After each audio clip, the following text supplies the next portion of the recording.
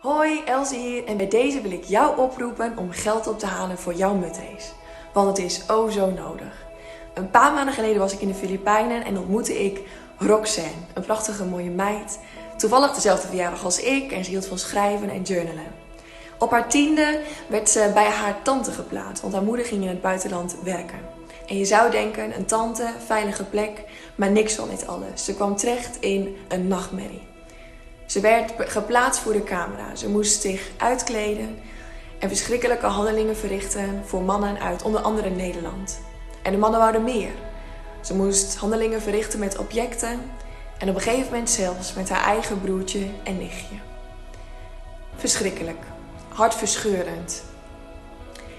Het is zo nodig dat jij instapt en dat jij geld op gaat halen voor jouw mutrace. Want samen kan IGN met jou mensen bevrijden en beschermen.